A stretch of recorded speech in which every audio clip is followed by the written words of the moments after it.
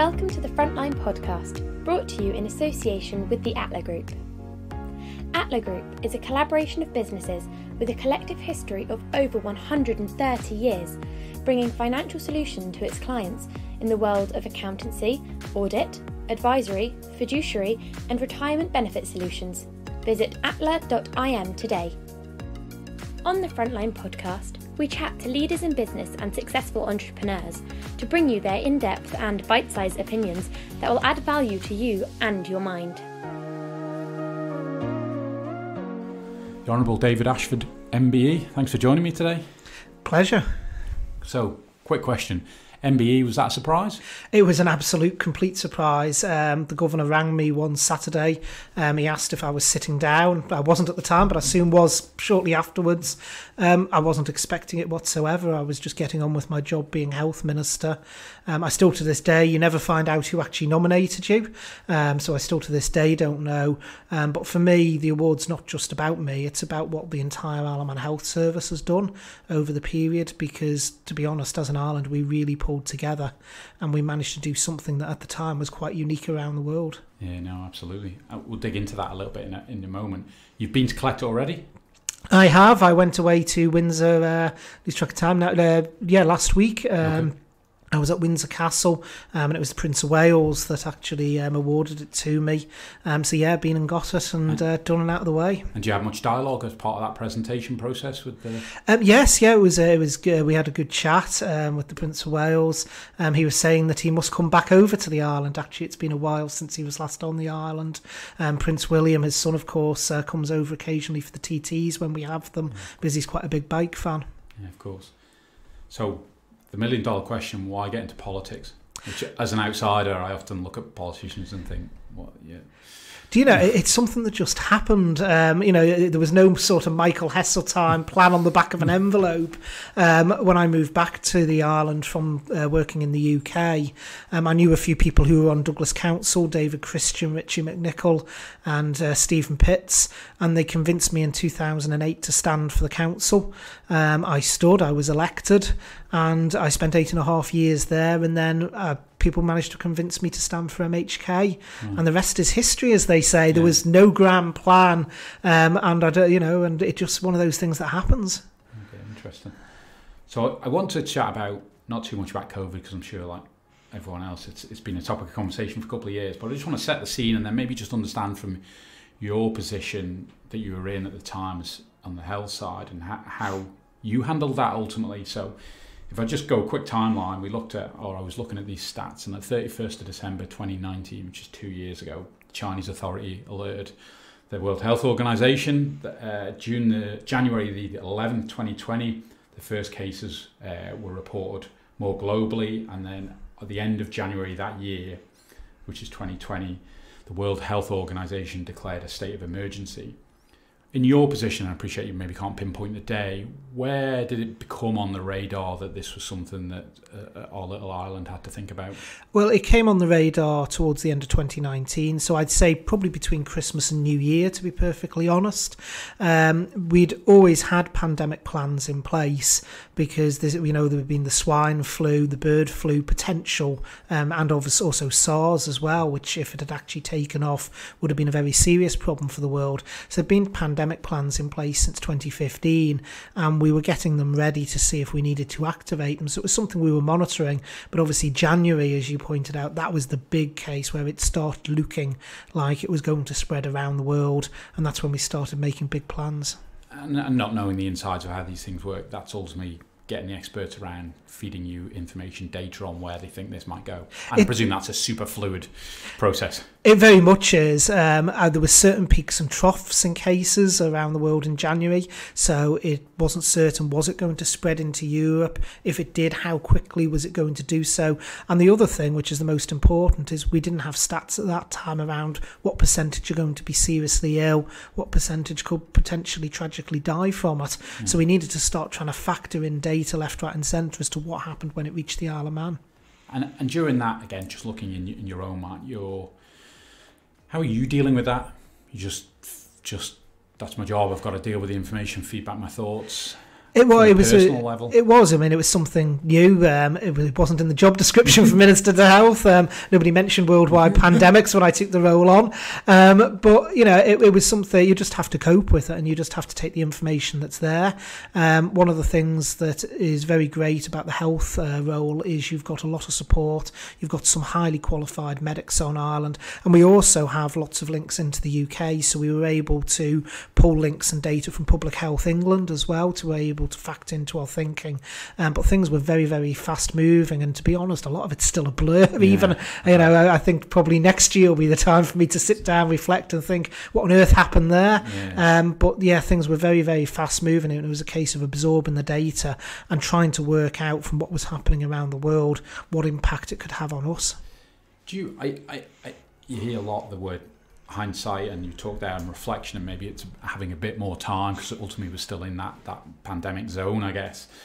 If you look back now, how do you view what you did? And again, I'm sure you'd be gracious enough to say it was far wider than yourself, and there was a wider government and support network. But for yourself, what's your reflection of that whole time? I mean, my reflection is I think we did the right thing based on the data we had at the time. Would you do everything exactly the same? So, for instance, would you shut the borders and exclude Manx residents from coming back as well? Probably not now in a future pandemic.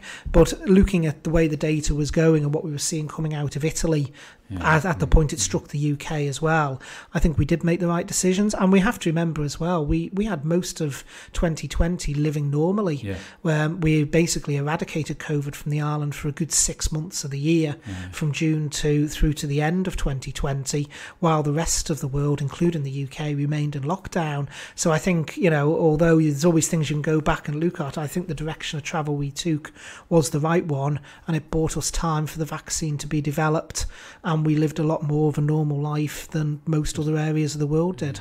No, I agree. And it's interesting to hear the self-reflection of, again, it's so easy in hindsight to say you would have done things differently, but I think in all our lives we'll all look at anything we do and look back and go, doesn't mean it was wrong at the time, but that ability to look at hindsight and be able to say that as well, because a lot of people will go, well, no, this way or no way, and so it's nice to hear.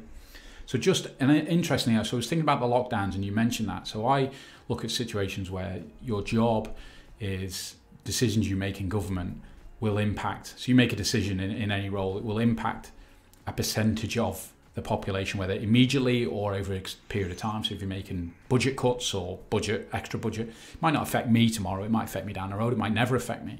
But those decisions to make lockdowns affected everyone immediately. And I was trying to think of other situations. So we went to war, unless it was on our doorstep, it's not going to affect me day to day, blah, blah, blah. But they're massive decisions, aren't they, where you're affecting 80,000 people instantly. Was that thought process when you're making those decisions, this is immediate, everyone is affected immediately as part of that thought process? I just think it's such a massive... It was enormous decisions, and in fact it's the biggest decision any government would have to make, which is to restrict the population. As a politician, I tend to be quite a libertarian, so it was actually against every political principle for me to be saying to people, stay at home, you can't do this, imposing societal restrictions. As a species, we're very social, we're very interactive, so for a government to be turning around and saying to people, you can't interact, and basically you've got, you know, some people were left on their own. It was an absolutely massive decision to make, and, you know, it was last resort. I mean, we had to go through the Emergency Powers Act as it was at the time to do it. Now, the Emergency Powers Act came in 1936, and it had only ever been used once before, and that was for the Second World War. Other than that, it had never been used. So it was absolutely a massive decision to make, to use the emergency powers to actually restrict people's movement in a free society. And do you find in those stressful times an opportunity to stand back and go, while this is testing me and testing abilities as it does, that this is only going to make me stronger going forward? Yeah, I think what you've got to do sometimes is take a breath and step back, and I think that's good in any walk of life and any job role, because you can have stuff being thrown at you left, right and centre. And certainly, I mean, if I take my role as Minister for Health and Social Care during the pandemic, myself and the CEO of the department were on occasions having Microsoft Team meeting catch-ups at 1 a.m. because it was the only time we were both free with everything that was going on. But it is important still to diarise and to keep that time where you can step back and look at the big picture, because it's very easy to sort of get washed away in the day to day, and you've still got to look at the overall strategy and check that you're happy with that and you think the direction of travel is right. So it's interesting, because that brings me on to when we're looking at a corporate like ourselves here at Atla, we looking after staff, ensuring staff are happy, and their mental health and well-being is integrated into that. From a government perspective, it's a super stressful time. How was that support network there within the government aspect to provide that? And I presume there was a lot of self-checking, if you touched on there as well. It was about reassuring people, and I mean, it was hugely stressful for the health and social care staff. I mean, no matter how much I praise them, I can never praise them enough for what they actually did. I mean, a lot of them moved out of their own family homes because they were worried about catching COVID at work. They didn't want to bring it back to their families, because in those days we didn't know the effect on children necessarily.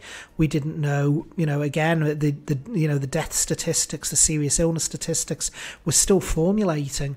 So these people really didn't know, were they exposing themselves to a virus that could potentially kill or harm themselves and their families? And so it was very important to get that reassurance for staff to try and keep communicating with them.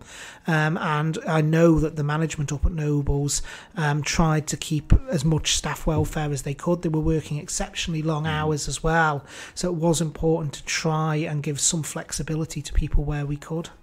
Maybe more for, what about you guys? Because again, you'll always talk about the people around you getting the support. What about you guys though? Because you just as the decision makers, that well-being is just as important, if not more important, so you're making clear decisions with a clear mind. There is. I mean, I personally, if I look at me personally, I'm a bit of a rare one, because I'm a bit of an insomniac, so I don't sleep much, and I'm also a bit of a workaholic. So I like trawling through data. My background is project management, and the one thing a virus isn't short of is data. So actually I was a bit in my element in that sense of being able to absorb information. What I found important for me was to actually just take the time to breathe. So my children were with their mother during the pandemic lockdown, so I didn't see my kids for about 14 weeks. Wow. While everything was shut down, because although children could actually transfer between households still, I thought as minister it was better to set an example that we weren't mixing households in any way, shape or form. So the most I saw of them was over telephone and video, Facebook Messenger. So for me, I think what was important was to take some breathing space during each day. So I normally each day made sure that I took at least half an hour to an hour to do something I wanted to do. Okay. So read a book, just do something that you actually enjoyed. And I still managed to get out for my daily walk as well, which was allowed at the time, because that was quite crucial for my own mental health, I think. Yeah, and that's that ability to be able to just know that you need to take a step back as well, because again, there's only so many hours in a day and so much mental space to process everything. Interesting. So another interesting subject, I'm sure, social media. Everyone obviously has an opinion and everyone's entitled to an opinion. I don't know how many social channels you're on. Again, I just, as an observer, and this is more from your perspective of how, because you can get negativity as much as there's positive things on, there's negativity. I was wondering from a personal perspective how you deal with that. Do you ignore it? Do you try and absorb it? Try and be critical and take the constructive comments? How do you deal with that? It's a mixture of all of those. I mean, if you're in politics, you are going to come in for criticism on social media. It goes as part of it, because you've got a high profile, and as Minister for Health and Social Care, you don't have much more of a higher profile than you're going to get than during a worldwide pandemic. there are some comments on there which are clearly just aimed at being critical no matter what. You just have to ignore those. They never have for me. I mean, I know some colleagues, they do, and some colleagues actually get quite upset by things that happen on social media. Maybe I'm a bit hard-nosed to that. It doesn't bother me in the same way. There are some people where there's things that are completely incorrect, and where I try to go on social media and actually give the actual facts. But social media as a platform can be very good at getting messages out, but there is that other side as well. And I think with social media, sometimes people just need to think before they post, because it's very easy to sit in front of a keyboard and in the moment fire something off. I think people sometimes need to pause and reflect on what they're actually sending and the impact it might be. Like I say, for me, I don't worry about criticism on social media. I do the job. If I do a good job, then potentially people will vote for me again if I stand at an election. If I do a bad job, then people can select another candidate. I've never been precious about that. But there is also some suggestions that come across on social media that are very good. Some new innovative thinking. And I think one of the great things that happened with social media during the pandemic was some of these groups that came up about self-help, where there was some community groups where people were getting together, supporting one another. There was also a group that sprung up about community networks, where people were going and checking on people, the elderly in the community. So there is a lot of bad with social media, but there's also a lot of good as well that came from it. I agree. I think social media sometimes does get a worse rep, and there's bad things that go on there for sure, but there's certainly benefits of having it for sure as well. So then dropping the social and going to the media in general, and what's your, do you feel yourself and the government get a fair representation to the Manx people from the job you do? It can be mixed. There's some times where you see certain articles spring up and you get really frustrated because you think it's not actually right. To be fair to the media outlets over here, normally if you raise it with them, they will actually correct it where you can show that the article is wrong.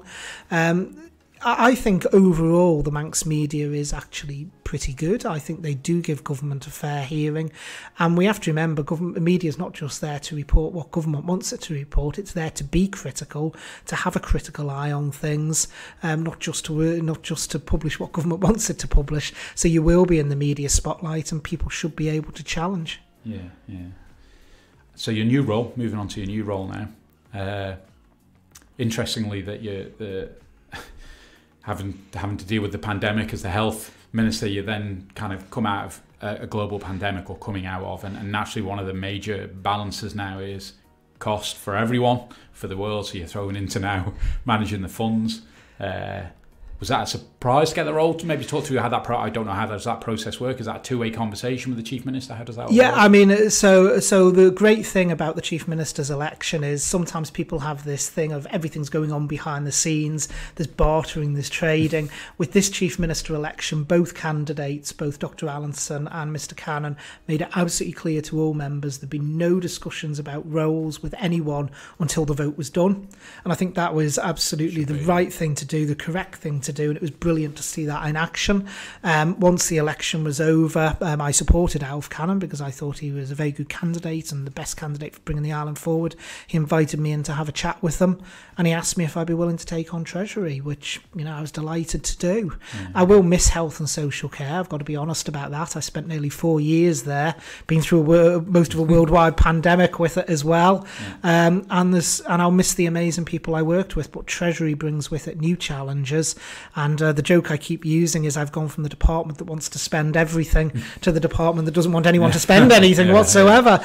So it's been a bit of a flip of a coin, really, if that's not a pun. A bit of a flip of a coin to go from one side to the other. And the incoming health side, is that, I presume there's dialogue, I call it a handover, but there's that process that goes on, I assume, in the background. Yeah, I mean, I think Laurie will be an absolutely brilliant Minister for Health. He's a very good communicator, so I think he'll be able to communicate with the public, and the public will really engage with him. I'm still around. I may have gone to Treasury, but I've not disappeared off the planet, and I'll be there to help Laurie or any ministerial colleague in their roles if I can. And what are you hoping to achieve in your role over the next 3 or 4 years? I think one of the big challenges of the 5 years is the Isle of Man has always been very, very good at reinventing itself. We've been very good at seeing the next big thing and getting onto it before other people and other jurisdictions. And I think that's what we've got to do again. We've got quite a diversified economy at the moment, but we need to diversify further.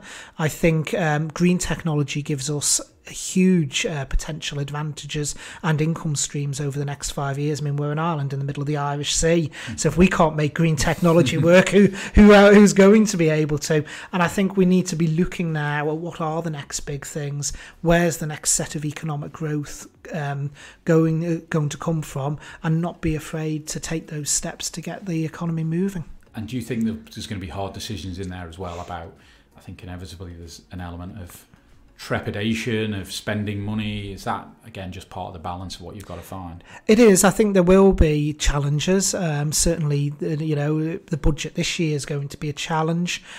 We've got climate change to fund. All of the departments, particularly the service departments, actually need more money to provide their services.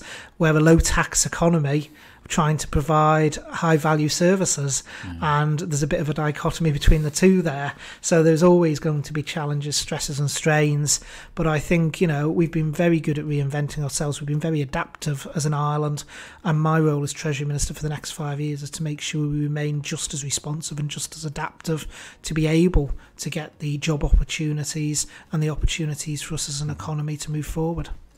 And do you, beyond those 5 years, do you see where you've got longer term vision, or just I've got a role here, this is my next 3 or 4 years? Well, we started out mentioning about Michael Heseltine's on the back of an envelope. There isn't one of those. No. I've always said I'll do any job in government. We've just had a general election, and I'm now focused on the next 5 years. Would you always envisage staying in politics? Do you know, I don't know. I mean, I've said this in a few interviews with Paul Moulton, actually, that the weird thing is I don't see myself as a career politician. Okay. So I was on Douglas Council for 8.5 years, and now I'm a 2-term MHK, but yet I still don't view it as being my career path. We'll see where it goes, and in 5 years' time, if I decide to stand again, or if I decide to move on and do something different. And I think, sometimes it's good for politicians to change and move around and do different things and have different life experiences.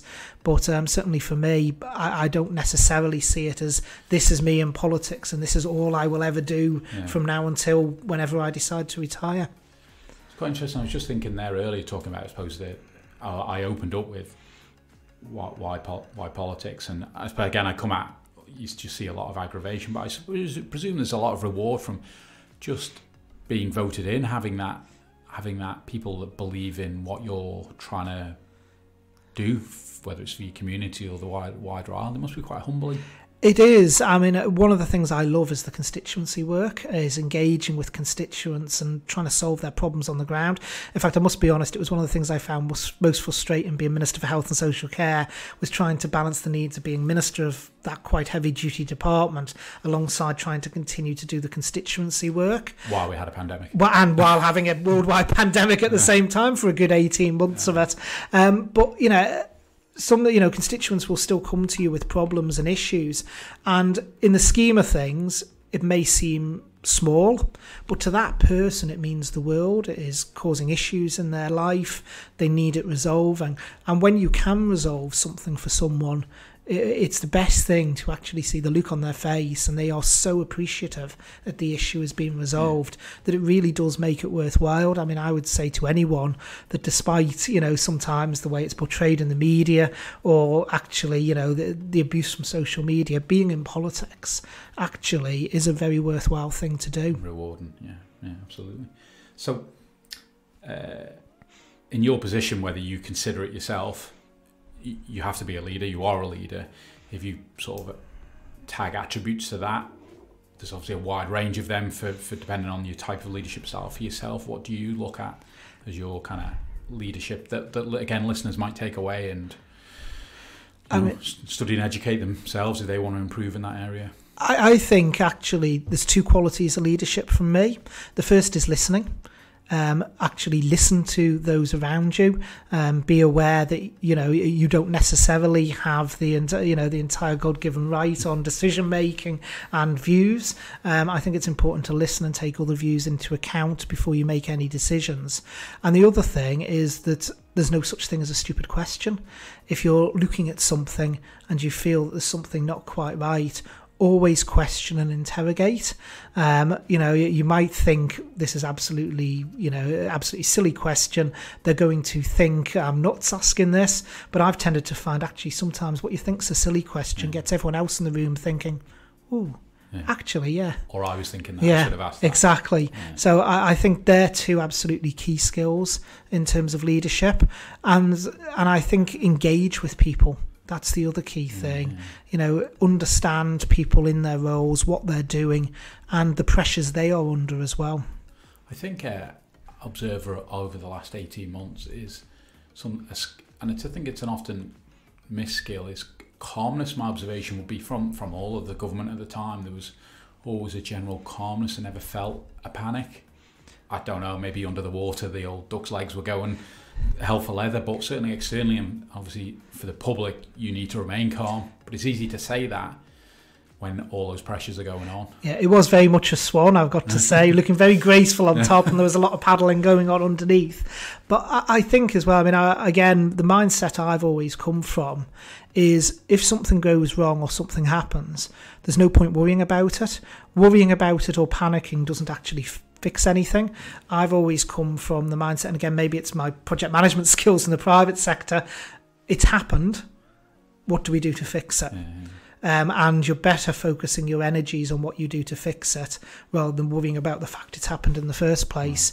And again, I think, when that feeds again into leadership, that sometimes it's wise to just take a step back, take a breath, and actually look at things rather than just flying in headlong, because that doesn't help anyone. Yeah, no, I see that a lot where, in business decisions, sometimes let's sleep on it. We think we've got the answer. It sounds brilliant, but let's sleep on it because you're just taking that step back. And that's actually what we tried to do in government throughout, not just with COVID, but with other decisions, where you can have sometimes some highly passionate topics where the decision's going one way. We pause a decision and we say, well, actually, we'll come back to it tomorrow. And the next day, the decision goes in a completely different direction when people have had more time to think about it. And I think that's a skill in itself, is not being afraid to actually not make a decision at that point in time. Because whether it's politics or business, there's always that pressure to make a decision and run with it. And I think sometimes people shouldn't be afraid to actually step back from that and say, no, actually, we need a bit more time to think about this and we're going to come back to it at a later date. 100%. So, mentioned earlier about taking time out to read books. I don't want to kind of throw you under the bus in regard to what books, because they might be relaxing books, but do you read like, let's call it entrepreneur books or leadership books? Or are you in that space, or your book reading more, I need a sci-fi novel to take me away from what's going on? Well, I'm really sad. It tends to be history and politics, actually. In terms of the books that I read, I do read novels as well. I'm an avid reader of Stephen King. So one horror story after another, as they say. One of the things I'm reading at the moment is, believe it or not, the Oxford History of England. Oh right. Okay. Really, helps with the insomnia. Really exciting. And I think maybe then just a quick last question: when you, and I appreciate you only some way through whatever career, whether it's all politics or a bit of politics, but if you kind of stop the clock today, what would you like people to look back at your political career to this point? What would you like people to remember you by? I think if we stop the clock today, I'd like people to think he tried to do his best for our Ireland community. For me, the impact on people is what matters. Sometimes in politics, it's very easy to get wrapped up in this entity and bubble that is government. But we have to remember government is there to facilitate society, not the other way around. And I think, I think that's what I'd want people to try and remember, is what he had a positive impact on our community. That would be the legacy I'd want to leave behind. Interesting. And then one final, I assume, and I would if I was to ever get an MBE, which will never happen, I'd be wearing it all the time. I presume you wear it around the office, because I would be. No, not wearing it around the office. I'll wear it on Remembrance Day, but no, not wearing it around the office just yet. Anyway. Well, congratulations on it. Congratulations, certainly. Well, I say congratulations. Last 18 months through a very difficult time where certainly, everything was bent and flexed in every direction. And, again, as an observer, I'm sure I sat on the sidelines at times saying, this lockdown needs to end. I need to get, we've got people, got employees we need to employ. So I could only imagine as a sideline, it's easy to criticise. So imagine being inside that. It was a difficult time. So testimony to everyone across from then the health workers and everyone else that had to deal with this situation. And it's ultimately still going on now, isn't it? It is. I mean, it's still continuing, and everything is always a balancing act. A lot of the time, it depends on how many plates you can juggle at any one time. Seems like you juggle a lot from what I can see. So. I think I've had the whole cutlery set and crockery set over the last 18 months. Thanks for joining us today, David. Appreciate it. Pleasure. Thank you. Thanks for listening, everyone.